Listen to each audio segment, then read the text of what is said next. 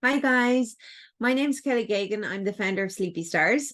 I'm an emergency medical technician, a maternity nurse, and a pediatric sleep consultant, and I've been in the industry for over 25 years. So we have lots of new followers lately, lots of new parents. Congratulations.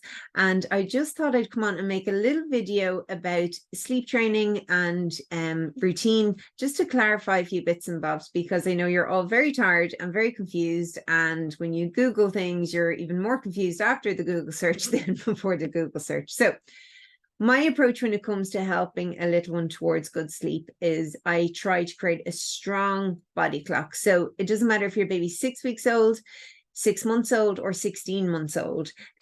We try to lay the foundations of where they're to help make their days complementary to their nights, to have good days and good nights, having the feeds and the sleeps in the best place possible for each little one. When we tweak things and we move towards good routines, often we see a vast improvement in the level of assistance needed for sleep at nighttime and to resettle at nighttime, and also for the naps in the day. But sometimes if a child is heavily reliant on a sleep aid, such as the soother or the dummy, or the arms, the rocking, the buggy, whatever their thing is, we need to talk about sleep training. But we can only sleep train once the routine is in a strong place. If you try and sleep train and you don't have a strong routine, it's not fair and it won't work, and you're only going to have temporary results. When I'm working one-to-one with families, sometimes again the routine alone fixes everything.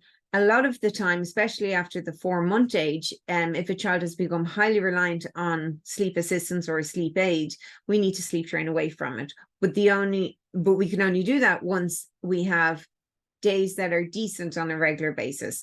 I don't follow wake windows. There's another video on my social media about wake windows, but when it comes to sleep training, it's very, very important. Say if you're following a 2-hour wake window for your little one, and they wake up one day at 6, which means that you're going to offer the first nap around 8. The next morning they wake up at 7, and you're going to offer the morning nap at 9. Then the next morning they wake up at 5, and you offered the morning nap at 7. So that means your entire days, the feeds and the sleeps are in different places each one of those days, which means your bedtime is in a different place every single one of those days. So where do you sleep train? You can't sleep train. The body clock is not strong enough. It won't work. It's not fair. It will be horrendous.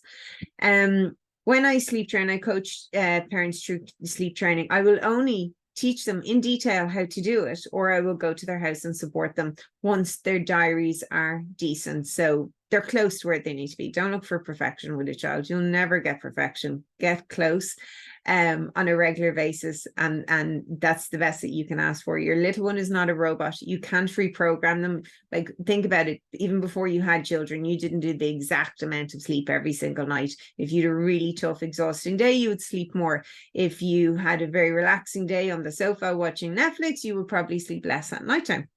So the same with your child. So we're looking for days that are very similar, but they don't have to be the exact same before you sleep train.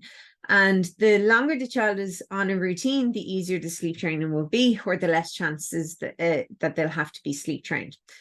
I've been doing this for over 25 years, as I said, and most weekends I'm in different people's houses, or sometimes I'm still flying over to help families in different locations all over the world. And well, I teach them what to do. And that is why I'm so confident that it works, but it is the last resort. One of the reasons why I created the Let's Get Started and the Nova webinar, because my waiting list, when we open the waiting list, we have almost 600 inquiries, sometimes more than 600 applications, and within 10 minutes of opening the list. So I'm only one person and I can only help so many people. And I feel like if I can teach them the things that I do as a maternity nurse, then they can avoid having issues later on that they'll then have to fix. So when I'm working as a maternity nurse for celebrities, VIPs, wherever I am all over the world, I gently guide their baby towards a routine from very early on. And none of those babies were ever sleep trained, and they never regressed. And twins, triplets, you name it, I've done it. Okay, so anything I ask parents to do on the talks that I give, I've done hundreds of times myself. I know it's tough, but I also know that it's worth it. So yeah, I just wanted to come on and say that, because there's a lot of confusion when it comes to sleep training. You know, you might get someone with just you know, making a comment going, oh, you should take away that dummy or take away that soother.